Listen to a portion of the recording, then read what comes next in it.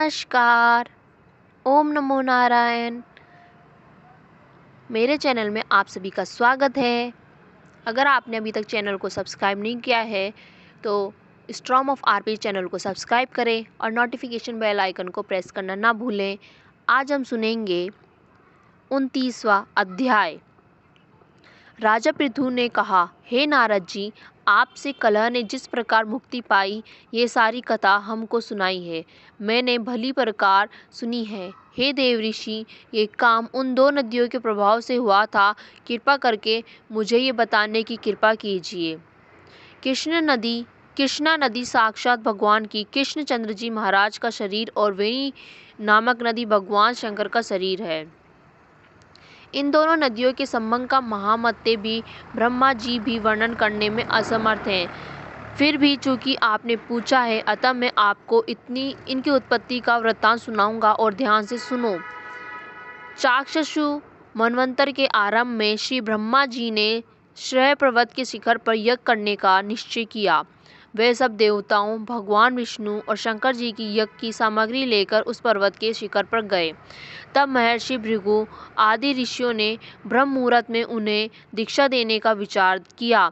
इसके बाद उन्होंने श्री ब्रह्मा जी की पत्नी त्वरा को बुलावा भेजा। वह बड़ी आहिस्ता से आ रही थी। इसी बीच में भृगु जी ने विष्णु जी से पूछा, हे प्रभु, आपने त्वरा को शीघ्रता से बुलाया था, वह क्यों नहीं आई? ब्रह्म मुहूर्त टल गया। इस पर भगवान विष्णु ने कहा, यदि त्वरा यथा समय यहाँ पर न आई तो आप गायत्री को ही स्त्री मानकर दीक्षा विधान कर दीजिएगा। क्या गायत्री पुण्य कर्म में ब्रह्मा जी की स्त्री नहीं हो सकती? नारद जी बोले, भगवान शंकर ने भी विष्णु जी की बात का समर्थन किया। यह बात सुनकर भृगु जी ने गायत्री को श्री ब्रह्मा जी के दाईं ओर बिठाकर दीक्षा विधान आरंभ कर दिया।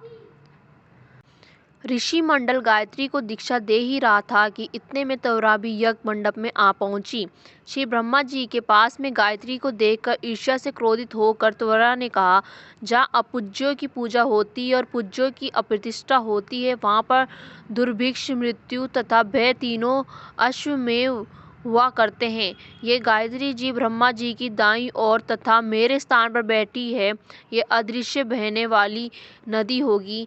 आप लोगों ने अविचार से इसे जो मेरे स्थान बैठाया है, अतः आप भी सबके सब जड़ रूप नदियां होंगे। नारद जी ने राजा पृथु से कहा, हे राजन, इस तरह त्वरा के श्राप को सुनकर गायत्री मारे क्रोध के लाल भभूक होकर अपने होठ काटने लगी।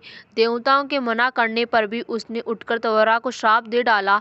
गायत्री ने कहा, ब्रह्मा जी जैसे तुम्हारे पति हैं वैसे ही मेरे भी पति हैं। तुमने व्यर्थ ही श्राप दिया है, अतः तुम भी नदी हो जाओ। नारद जी ने कहा, तब तो देवताओं में भी खलबली सी मच गई। वे त्वरा को दंडवत करके कहने लगे, हे देवी, तूने जो ब्रह्मा आदि सब देवताओं को श्राप दिया है, इससे यदि हम सब जड़ रूप नदियां हो जाएंगे तो फिर निश्चय ही यह तीनों लोक ना हो जाएंगे, क्योंकि यह श्राप तुमने बिना विचार दिया, अतः तुम इसे वापस ले लो। त्वरा ने कहा, हे देवतागण, आपने यज्ञ के आरंभ में गणेश पूजन नहीं किया है, इसलिए यह विघ्न उपस्थित हुआ है। मेरे यह श्राप कभी खाली नहीं हो जा सकता, इसलिए आप सब अपने अंगों से जड़ीभूत होकर अश्वमेव नदियां बनोगे। हम दोनों सोते भी अपने अपने अंशों से पश्चिम में से बहने वाली नदियां बनेंगी। नारद जी ने राजा पृथु से कहा, त्वरा के ये वचन सुनकर सभी देवता विष्णु, शंकर आदि अपने अपने अंशों से नदियां बन गए। भगवान विष्णु के अंश से कृष्णा, भगवान शंकर के अंश से बेनी तथा श्री ब्रह्मा जी के अंश से ककुदमवती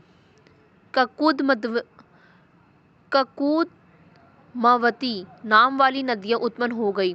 सभी देवताओं ने अपने अंशों को जड़ बनाकर वहीं श्रेय पर्वत पर फेंक दिया। फिर उन लोगों के अंश अलग अलग नदियों के रूप में बहने लगे। देवताओं के अंशों से हजारों की संख्या में पश्चिम वाहिनी नदियां उत्पन्न हो गई। गायत्री और त्वरा दोनों पश्चिम वाहिनी नदियां होकर एक साथ बहने लगी। उन दोनों का नाम सावित्री पड़ा। श्री ब्रह्मा जी ने यज्ञ स्थल पर भगवान विष्णु और शंकर जी की स्थापना की। दोनों देवता महाबल तथा अतिबल के नाम से विख्यात हुए। राजन, कृष्णा और बेनी नदी की उत्पत्ति का यह वर्णन जो मनुष्य सुनेगा उसे दर्शन और स्नान का फल प्राप्त होगा। धन्यवाद। आगे के अध्याय सुनने के लिए चैनल को सब्सक्राइब करें और नोटिफिकेशन बेल आइकन को प्रेस करना ना भूलें। और अगर आपको वीडियो अच्छी लगी हो तो लाइक शेयर कमेंट ज़रूर करें। फिर मिलेंगे ऐसे ही वीडियोस देखते